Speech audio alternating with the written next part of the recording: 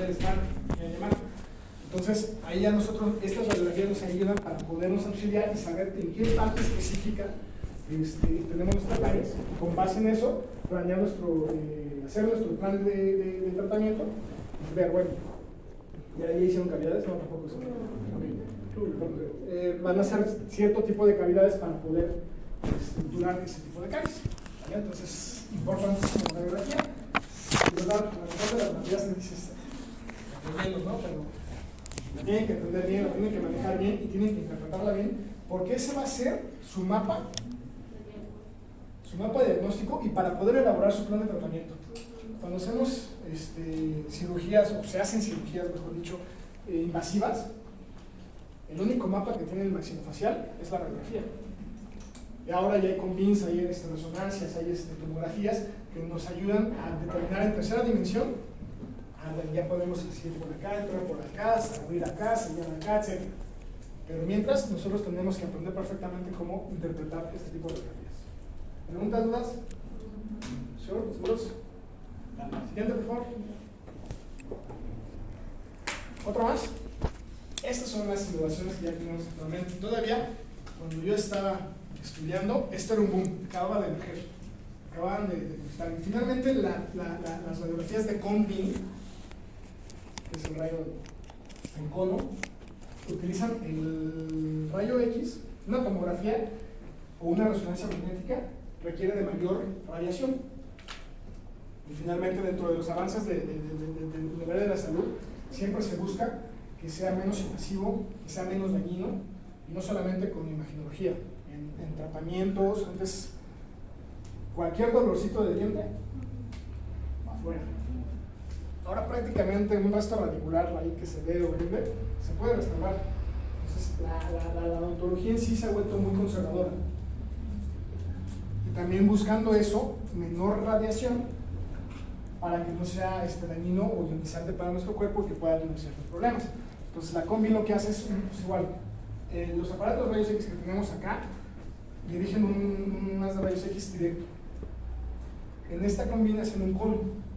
Y ese cono, esa radiación la registra digitalmente un aparato que la procesa y ¡pum! Es buenísimo. Porque, regrésale por favor, ¿no? ¿Cuándo otra? A la pasada. Gracias. Con esta, cuando los caninos están en esta posición, podemos determinar perfectamente que están en el paladar. Sin embargo, hay otros que están exactamente un poquito más traslapados con los incisivos. Y ahí es donde nos ponemos a dudar, ¿está por paladar o está por vestibular? Y eso determina el plan de tratamiento, porque no es lo mismo abrir el paladar, hacer una incisión en el paladar para poder sacar el diente del paladar, que una ventana quirúrgica o un nicho quirúrgico por vestibular. Imagínense que nosotros estamos abriendo por paladar y no está ahí, está vestibular.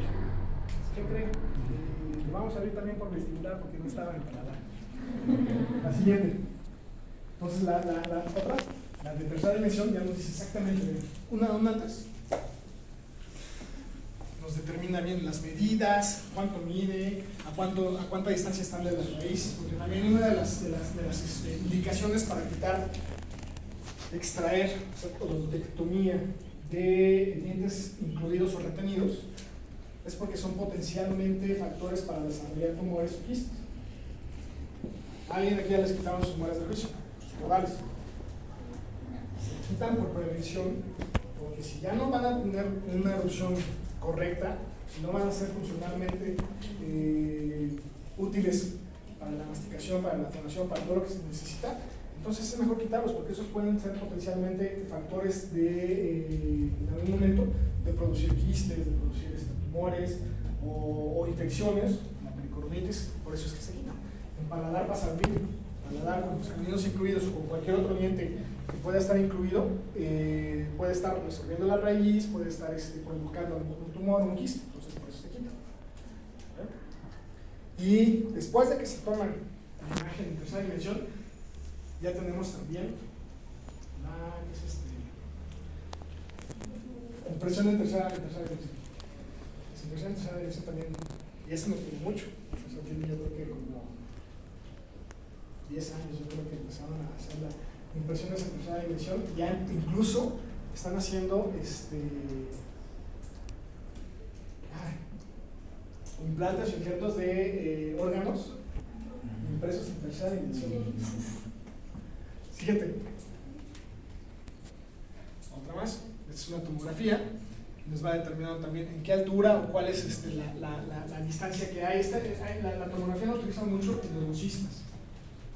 En una radiografía de 2 dimensiones no podemos determinar si una raíz tiene solamente un conducto de pulpa o están 2.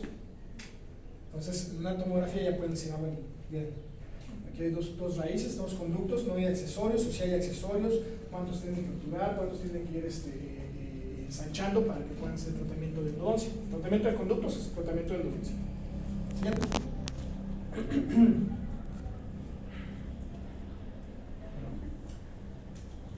Y todo eso finalmente nos va a determinar también como herramienta.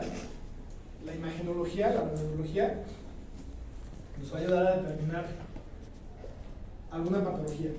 Sin embargo, siempre ustedes tienen que para interpretar una radiografía, partir de lo normal a lo normal. Porque lo que puede ser normal para él, no puede ser normal para él. Aquí lo vemos, este ejemplo me gusta mucho porque finalmente es buenísimo que nosotros como odontólogos siempre tengamos colegas.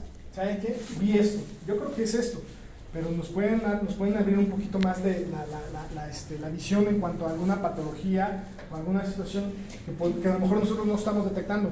Entonces, siempre tengan bien presente la colaboración entre ustedes. Son un equipo, somos un grupo.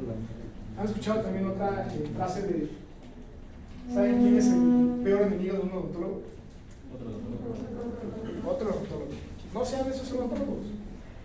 No sean los que llegan a un paciente buscando que les alivien. No, le hicieron esto renal, esto está mal, esto ya no se usa, esto no.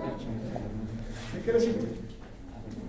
Ok, sí está, sí, pero podemos mejorarlo. O podemos hacer algo mejor. Entonces siempre colaboren entre ustedes. Necesitamos en todos necesitamos de todos. Y finalmente así en la radiografía, ella ve, él no lo ve, pero lo ve diferente. Y el debate siempre crea conocimiento. ¿Vas? Siguiente.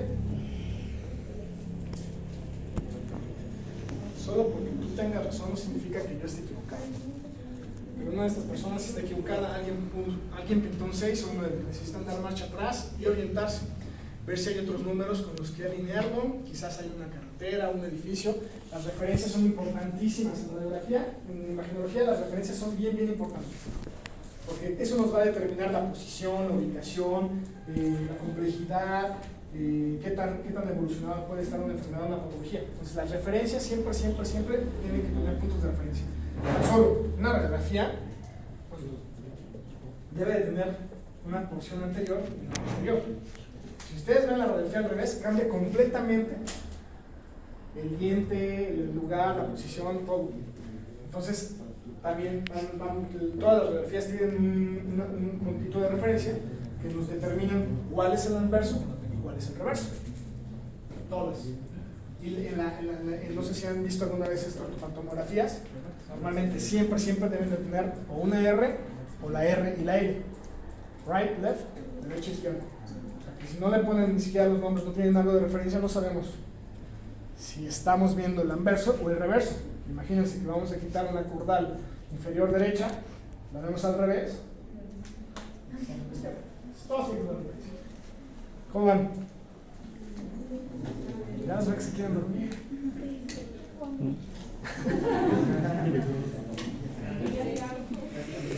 A ver la siguiente, por favor. Ok. Son las 10:22. ¿Entonces ponemos 10:22? Sí. Veo 10. ¿Eh? Los veo el miércoles. ¿10:40 es el tiempo? 10:45. También. Seguimos y salimos a las 11. Ok, vamos a empezar a ver terminología.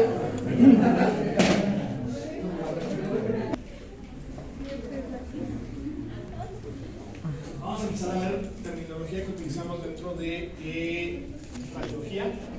Y la primera y también muy importante es radiación. La radiación es el tipo de energía que se transmite en forma de ondas como un tipo de partículas. Ya les había mencionado el miércoles, todo es radiación. Hasta que nosotros veamos los colores, marcan cierto tipo de radiación. La refracción, ¿han escuchado hablar de la refracción de la luz? La luz es blanca. Los materiales determinan los colores. La luz que pasa del sol, ya que viene filtrada por la atmósfera, las partículas que vienen en la atmósfera, choca contra este material y la refracción hace que nosotros veamos los ladrillos naranjas. La refracción hace que nosotros veamos la madera café. Esa es la refracción, la que nosotros, lo que permite que a través de las ondas podamos distinguir los colores. ¿Vale? Y obviamente, dependiendo de la longitud de onda, de qué tan pequeñas sean las ondas, de qué tan rápido fluyan, o qué tan dispersas o amplias sean las longitudes de onda, no es lo mismo una onda larga que una onda corta. ¿Vale? Estas son las ondas que son largas y que no son ionizantes, que no tienen ningún problema, que son las que tenemos todo el tiempo, las de las torres de luz, las de las computadoras, las del teléfono, las de radiocomunicación, todo eso son ondas de longitud larga. No pasa nada si nosotros recibimos ese tipo de radiación. ¿Qué pasa? Si a partir, tenemos aquí un espectro donde está la radiación infrarroja, que tampoco es dañina. Ustedes están muy pequeños, pero antes nosotros nos pasábamos cosas por radiación, ¿cómo se llama? Antes de que existiera el Bluetooth, infrarrojo, por infrarrojo. Tenían que poner sus celulares así sin que se movieran porque ya se movieran muy fácil. Exactamente. Esa radiación está acá. Después tenemos el espectro visible, todo lo que podemos ver. Porque estas radiaciones las vemos. No, están ahí dejando todo el tiempo entre nosotros, pero no las vemos. El espectro que nosotros podemos ver es muy pequeño, pero es gracias a que nosotros vemos todo lo visible es en este espectro. Y después viene la radiación ultravioleta, la radiación X y la radiación gamma, que esos sí son ionizantes, es decir, producen un ion extra en las células que pueden cambiar la morfología y dar problemas como cáncer. ¿Vale? ¿Preguntas? ¿Puedo pasar a la siguiente? ¿Siguiente? ¿Puedo sacar? Ok, radiación X. La radiación X es radiación de alta energía que se produce en un tubo de vacío. Este tubo de vacío es un esquema más bien del tubo de vacío que tienen todos los aparatos de rayos X, todos. En mayor o en menor escala, dependiendo si es un aparato de rayos X para sacar radiografías de tórax o el cuerpo completo, o la que nosotros utilizamos, que es el aparato de rayos X de uso odontológico, es menor. ¿Han visto el aparato de rayos X odontológico? Vamos a ver, la cabeza tiene este tubo. ¿Se acuerdan cuando digamos? Este tubo. Se produce en un tubo de vacío por la colisión de una corriente de electrones con un blanco metálico.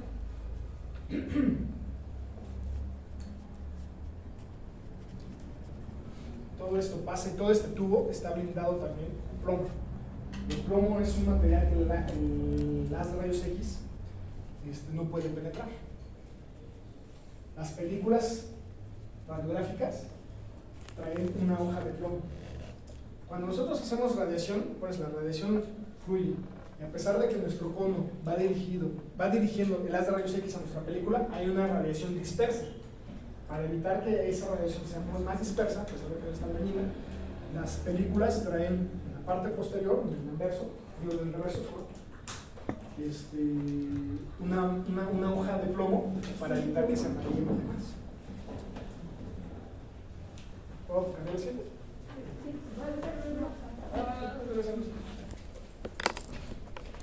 ¿Cómo se llama el que mencionó? ¿Cuál de todos? Para tomar radiografía. El que sirve para tomar radiografía. El que sirve para tomar radiografías. Ajá, el aparato que mencionó. El que vamos a utilizar, ¿cuál? Ajá, el de la foto creo. Este estuvo de vacío. Pero ¿cómo se llama? La cabeza del aparato de rayos X. Pero. Sí, lo vamos a ver todo el aparato, sí. Porque, o sea, el aparato de rayos X es bien simple, es muy sencillo. Si ustedes van a un estudio de un gabinete radiográfico, hay un aparato grandísimo que parece la máquina del tiempo, y donde lo ponen el haz de rayos X para que pueda dispersarse más. El que nosotros tenemos, la cabeza, es más chiquito que esto. Más grande que está la cabeza. Aquí dentro va el tubo, esto que está acá, va dentro de la cabeza, y por acá sale un cono, que es el que va a dispersar el haz de rayos X. Entonces nosotros lo podemos manejar y dirigir el haz de rayos X. Es la cabeza del aparato. ¿Y cómo se llama entonces el que tiene como un controlito que ponen rola? Bueno, ese es un dispositivo que se llama radiovisógrafo. El radiovisógrafo lo que tiene es no necesita de una película. Las películas radiográficas vienen en un paquete de plástico. Están compuestas por el plástico, por la película radiográfica, por un empaque de papel y la hoja de plomo. El radiovisógrafo es un dispositivo digital que absorbe la radiación y la digitaliza. Entonces te la transporta a tu computadora. Exactamente. ¿Ventajas? Más preciso. Más preciso, sí, porque aparte se puede digitalizar. Y si tú tienes una imagen radiográfica digital, puedes cambiar el contraste, puedes voltear ¿cómo se llama? Los claros por grises, una escala de grises, les puedes, se me olvidó cómo se llama esa palabra. Pero puedes ir determinando, el contraste se va cambiando. Para ¿Negativos? Ándale, se pone negativo, y entonces el contraste se determina más para ciertas patologías o para ciertos órganos. Entonces, una digital es... Pero la mayor ventaja es que ya no hay tantos contaminantes. Nosotros estamos dejando una mancha ambiental terrible. Y creo que en todas las áreas de salud siempre hay... Es casi imposible que nosotros como profesionales de salud no dejemos una mancha más grande aún. ¿Por qué? Porque tenemos que utilizar guantes, cubrebocas, diques, campos, todo pues tiene que ser desechable. No podemos utilizar lo mismo que agujas, jeringas, cartuchos, etcétera, todo. Entonces, si nosotros de alguna manera podemos aligerar esa mancha ambiental que estamos dejando para los que siguen, pues es mejor. Entonces ahí los fluidos, los líquidos que se utilizan para el procesado de radiografías, que es el revelador y el fijador, también son súper tóxicos. En teoría no tendrían que desecharse en el drenaje. Hay compartimentos que se tienen que desechar exclusivamente para eso. Lo que desprende la radiografía después de que la procesamos, los cristales de plata, también son contaminantes. El plomo es contaminante, todo es contaminante. Entonces el radiovisógrafo nos ayuda muchísimo a bajar ese. Y además que tiene muchas ventajas. Al digitalizarlo podemos cambiar los contrastes, podemos darle mayor magnificencia, etc. Y bueno, sí, eso también es voy a tratar de conseguirlo. Ya tengo a mis estudiantes, a ver si nos lo prestan para que también lo podamos ver. Siguiente. Rayos X. El rayos X, como tal, es el haz de energía que puede atravesar cuerpos, materiales y grabar imágenes de sombras en una película radiográfica. El rayos X, como tal, ya es una vez que el ánodo y el cátodo, la energía del ánodo y el cátodo chocan, se transmiten y se proyecta en contra de un material, en este caso todos los que están en boca, dientes, huesos, los tejidos duros, para poderla impregnar o grabar en una película radiográfica.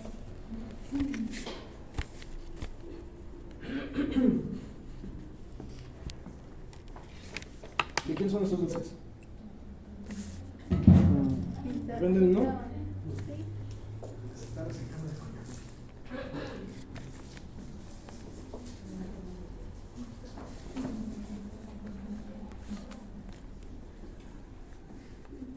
¿Siguiente?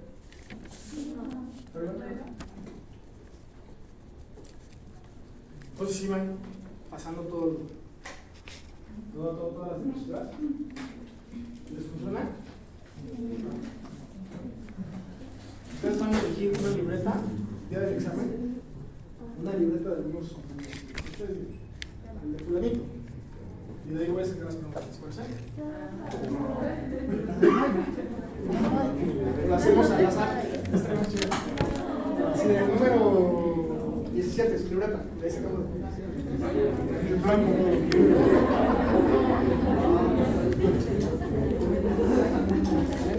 ¿Listo? Siguiente propósito. Radiología. Ciencia, estudio otra palabra compuesta. Radio, ojos. Tratado de estudio. Ciencia o estudio del empleo de las radiaciones en medicina, rama de la ciencia médica que trata sobre la aplicación de los rayos X, las sustancias radiactivas y otras formas de energía radiante en el diagnóstico y tratamiento de enfermedades. La radiología como tal es un término general que puede ser aplicado en medicina, en cualquier campo de la medicina y obviamente nosotros en nuestro área que es la odontología.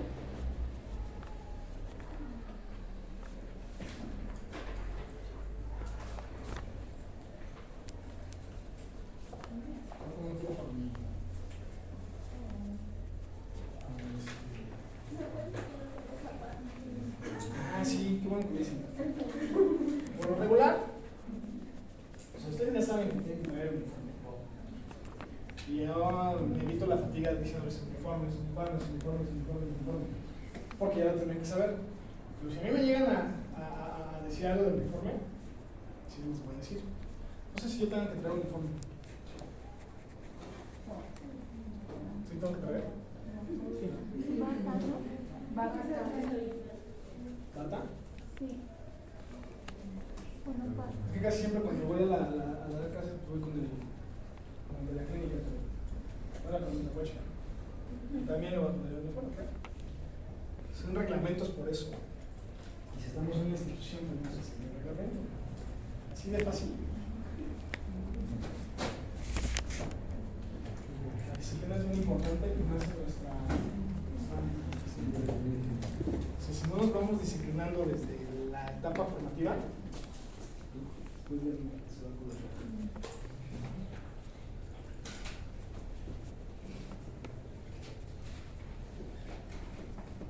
Siguiente.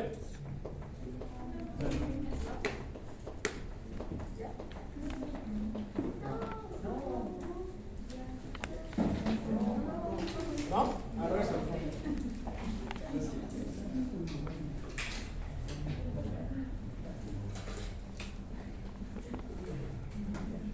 Es un curso de taquigrafía. ¿Nunca has escuchado taquigrafía? ¿Qué? Era un tipo de escritura, pero rápida. De hecho, en la prepa que yo estuve, había unas paraescolares que eran mecanografía, y en mecanografía les enseñaban taquigrafía. Y así eran como simbolitos y ya. ¿Tú sabes? No, sí sé un curso, pero no, la verdad no. Yo tampoco, la verdad. Se ve que decían tú. ¿Listo? Ya te puedo enseñar. Placa. Placa, como tal el nombre, es la imagen. Ya el registro fotográfico visible. Y una vez que se procesó, esa es la placa. Es una película que se obtiene por efecto de los rayos X y que pasan a través de algún cuerpo. Esa es la placa. Entonces vamos a ver solamente así como los términos, las definiciones de los términos que vamos a utilizar. Y desmenuzando.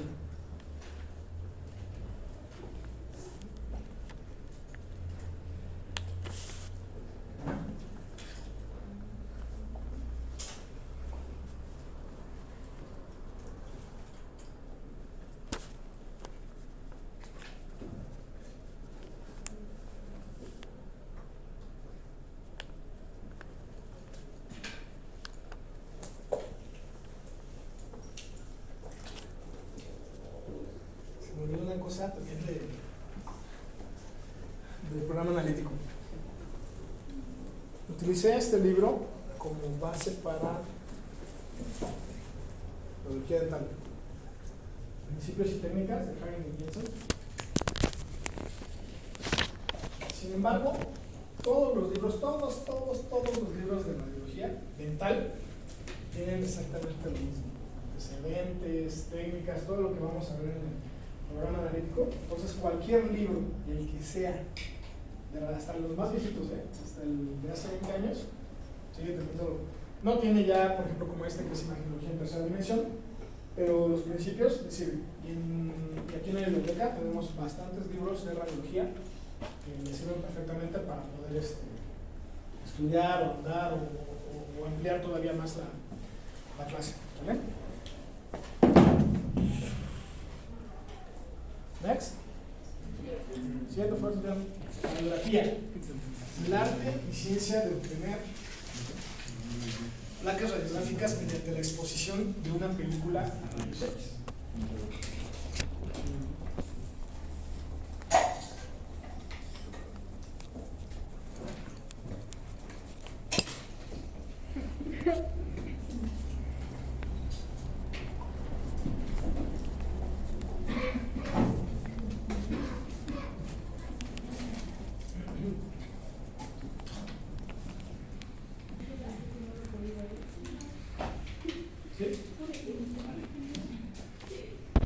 Radiografía dental. Imagen fotográfica grabada en una película de rayos X. Digo, por los rayos X que atraviesan dientes y las estructuras relacionadas. Es básicamente todo el periodonto. El periodonto está conformado por hueso alveolar. ¿Por qué hueso alveolar? Porque es donde están los alveolos. Los alveolos es donde están injertados mediante fibras del ligamento periodontal, fibras descendentes, ascendentes, oblicuas, verticales, auriculares, y que están uniendo al diente con el hueso. ¿El diente está completamente fijo al hueso? No. Es una manera, tienen un sistema de articulación. ¿Alguien sabe cómo se llama esa articulación? Sí, el ligamento periodontal es el que le está dando esa articulación. Pero ¿cómo se llama esa articulación? ¿Qué vida tiene una idea? No, la que me da claro idea es la de temporal, donde se aloja el cóndilo. Esta es su primera tarea. La articulación de los dientes, ¿cómo se llama?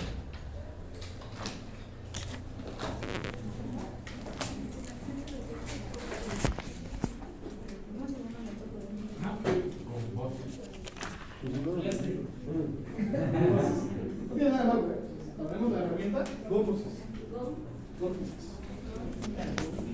Es drújula. Así es. Desarrolla para.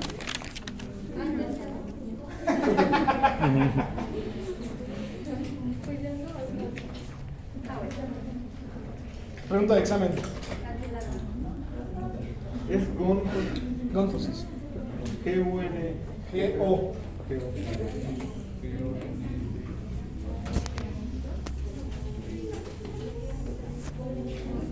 Articulación de los dientes.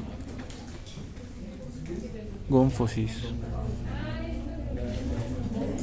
Imagínense si el diente estuviera completamente adherido al diente, digo al hueso. Una estructura entre más dura es más fácil que se fracture, más difícil. Más fácil. O sea, puede el acero es un material completamente rígido.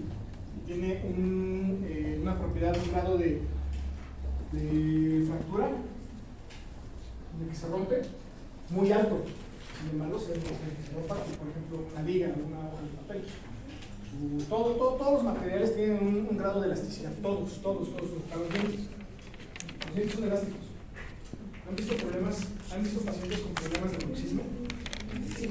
¿Saben qué es bruxismo? Cuando inconscientemente el paciente aprieta muchísimo las maxilares, haciendo que los dientes reciban toda la presión. Entonces, si ustedes tienen un diente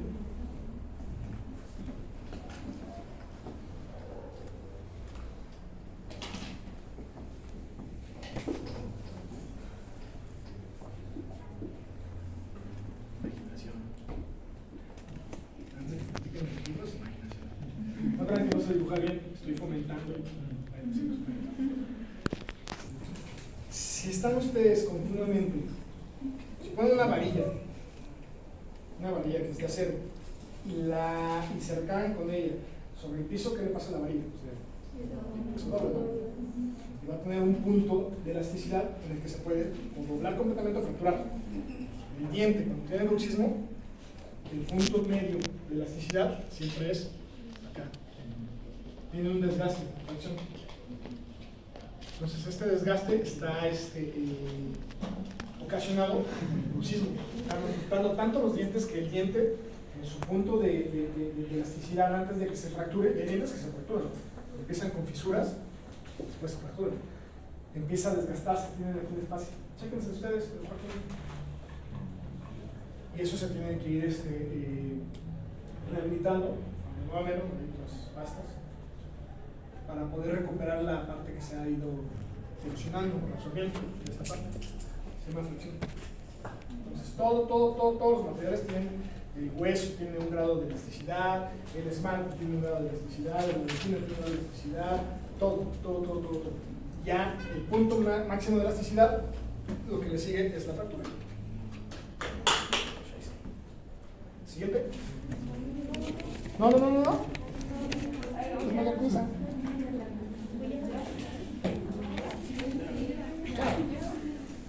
Radiólogo dental, persona que coloca en posición, expone y procesa las películas de las placas dentales. Ustedes van a seguir siendo radiólogos en este semestre.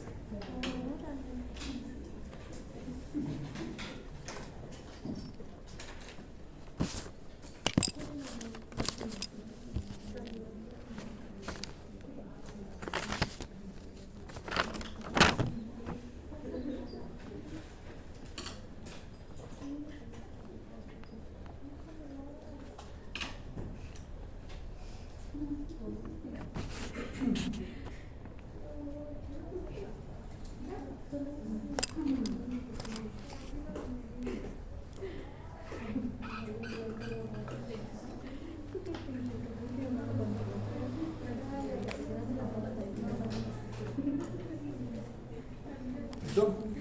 Next. Ok, ahora vamos.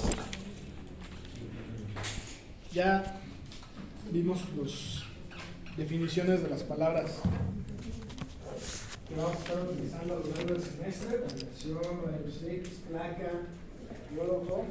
Y ahora vamos a ver las aplicaciones, que ya nos adelantamos un poquito en las primeras imágenes que teníamos. Pero vamos a ver qué otras aplicaciones tenemos dentro del campo radiográfico. Las más importantes: detectar lesiones, enfermedades y trastornos de los dientes y las estructuras que los rodean, las cuales no se pueden identificar clínicamente. Nosotros tenemos llega nuestro paciente, y por eso es que les digo, o sea, así como se toman los signos vitales, así como se llena la historia clínica, así como se describe cómo tiene su cavidad bucal, oral, clínicamente, tiene que aprender también a llevar un sistema de diagnóstico. No podemos enfocarnos en un error que hacemos y que yo he cometido muchas veces, que es de que, a ver, nada más vengo a que me quite este diente, y nos enfocamos en ese diente y nos olvidamos que hay carrillos, lengua, piso de la boca, labios, encía, etc. Y todo eso podemos encontrar ciertas anomalías que nos pueden indicar el indicio o una patología presente. Por eso les digo que todo paciente que llegue, lo ideal sería su ortopantomografía. ¿Por qué? Porque ya podemos tener un panorama más amplio para saber si ese paciente, porque nosotros ponemos en nuestra historia clínica diagnóstico aparentemente sano. Pero ¿qué hicimos nosotros para determinar que está aparentemente sano? Nada más lo vimos así, camina, ve, aparentemente sano. No sabemos el trasfondo que tiene.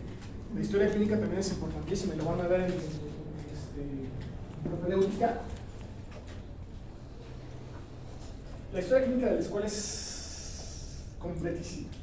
Es un poco tediosa, es un poco larga, pero de verdad que si ustedes la empiezan a implementar correctamente, nos va a dar muchísimos indicios, muchísimas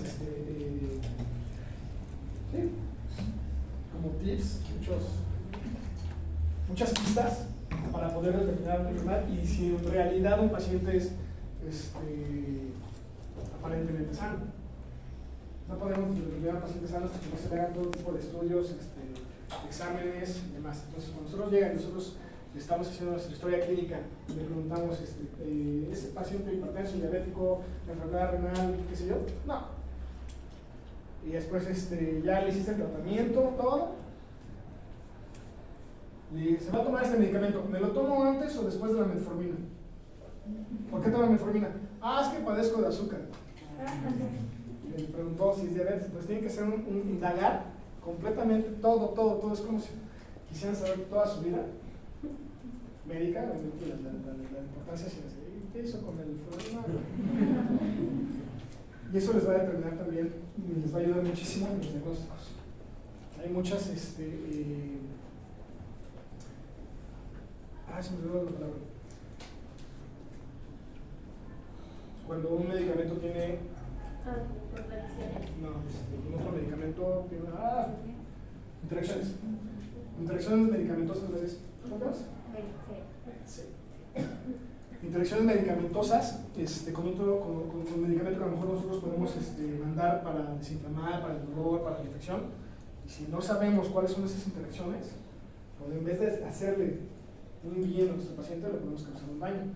Actualmente hay aplicaciones buenísimas de medicamentos, de interacciones, dosis pediátricas, dosis en pacientes embarazadas. Son aplicaciones que tienen en la palma de la mano.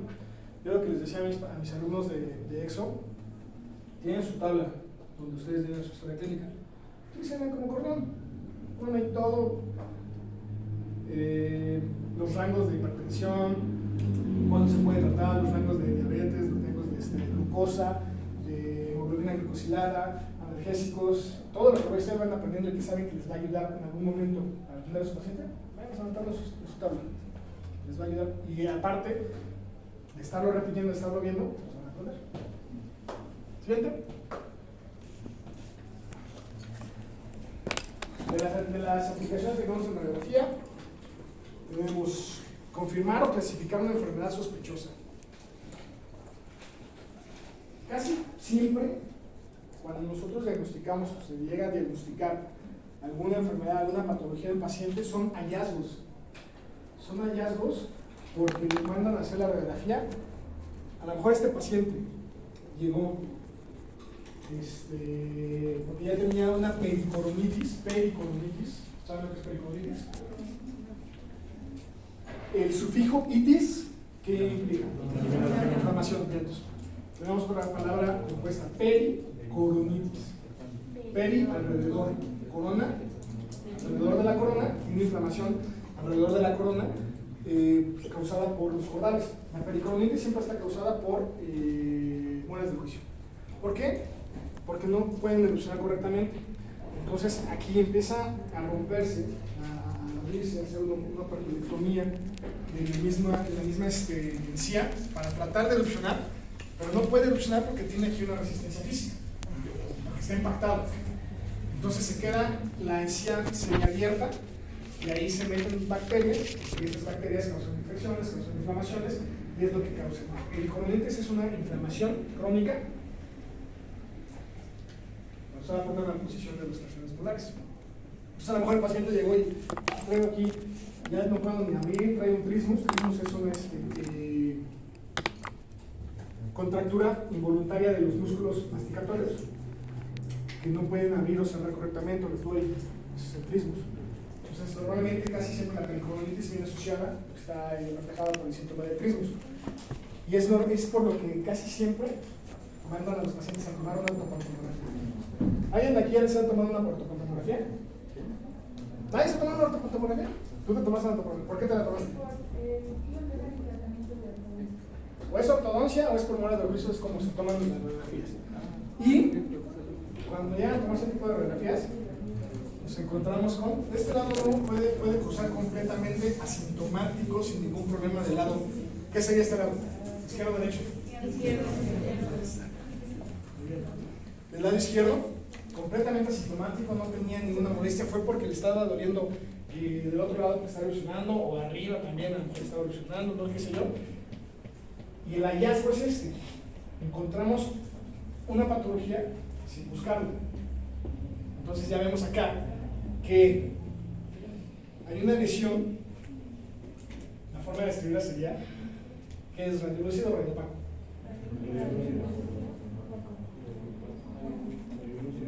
Sin miedo, todavía no lo van a aprender. Radiolúcido, exactamente. Parece que tienen que pensar en densidad. Radiopaco, que está bien denso. Radiolúcido, que no tiene densidad. Entonces aquí no tiene densidad, tenemos un espacio que tiene resolución, ya tiene una discriminación ósea, es radiolúcido. Oblicua, en el ángulo de la mandíbula que marca del borde inferior al hueso alveolar, sería la manera de interpretar. ¿Vale? Asociado a tercera molar. Entonces ya, cuando ustedes vayan cursando patología, ya van a decir, a ver, ¿cuál es la patología que más se presenta asociada a la tercera molar? Ameloblastoma o queratoquiste, son las dos más fáciles. O el quiste dentígero, pero el quiste dentígero está revestido por una luz, o sea, es diferente a cómo se ve acá. Es un ameloblastoma. Pero es cuando tiene. Pero tampoco está el segundo molar, ¿o sí? ¿Cómo? Tampoco está el segundo molar, ¿o sí? No, de hecho, muy buena observación, Ya voy a percatar, qué menso. O a lo mejor le quitaron la segunda, o a lo mejor es la segunda, o sea, ahí la tendríamos que estudiar, pero casi siempre, cuando hay este tipo de lesiones, está asociada a la tercera, es una ameloblastoma. Entonces, pudo haber cursado asintomáticamente, asintomático, sin síntomas, asintomático, toda esta parte de la enfermedad, y no lo descubrimos hasta que hacemos una radiografía por otra cosa. Entonces, por eso, estaría bueno lo que les digo. Que todos se tomaran, sería cuestión de que todos quisieran, ¿no? La radiografía cuesta entre 250 a 300 pesos más o menos una tomografía y determinar cuántos hallazgos encontramos. Siguiente. Localizar lesiones o cuerpos extraños. Muchas veces nosotros podemos encontrar en una radiografía o clínicamente vemos algo y radiográficamente no se ve, entonces ya empezamos a descartar. O radiográficamente encontramos esto. ¿Qué se podrían imaginar que es? ¿Qué no llevan para? Pero esta es una anomalía de ilusión en la formación del diente.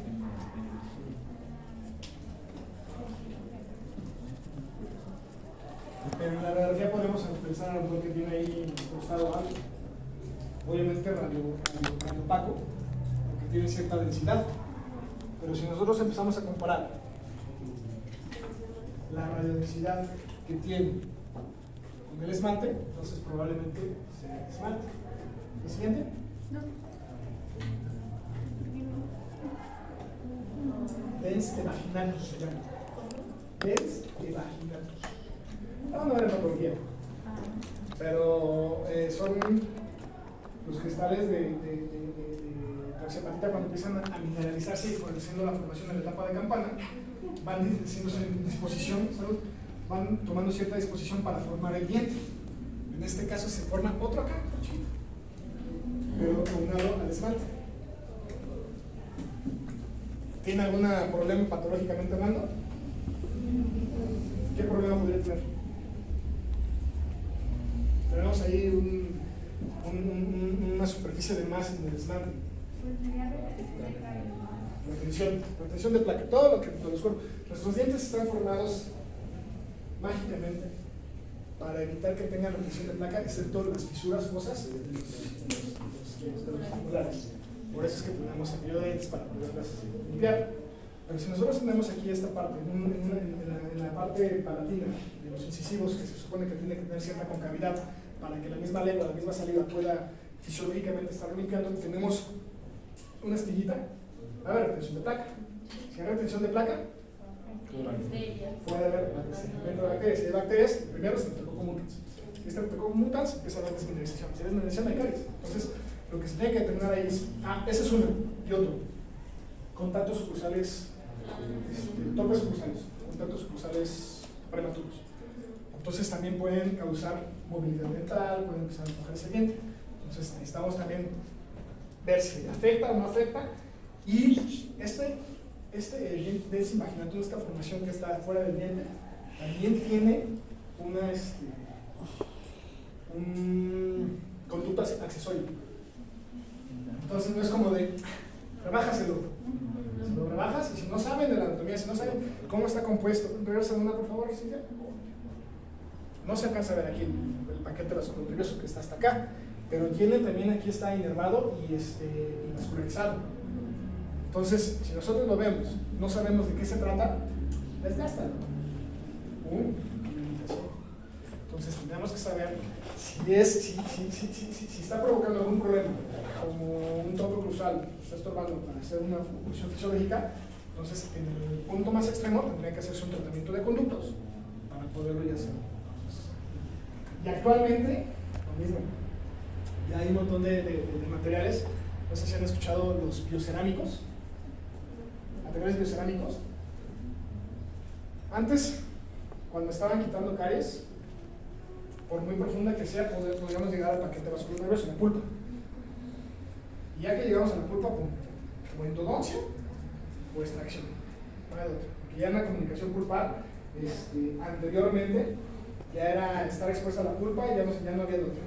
Ahora tenemos materiales biocerámicos, que son compatibles con el mismo diente, con la formación de dentina fisiológica, la dentina secundaria, que si el diente está sano y le dimos ahí por equivocación, nos pasamos por tener un poquito de caries y a la hora de tratar de quitarla, expusimos la pulpa con ese biocerámico y hace facultativamente que la dentina reparadora se empiece a formar y ya no hay necesidad ni de endodoncia ni de extraer.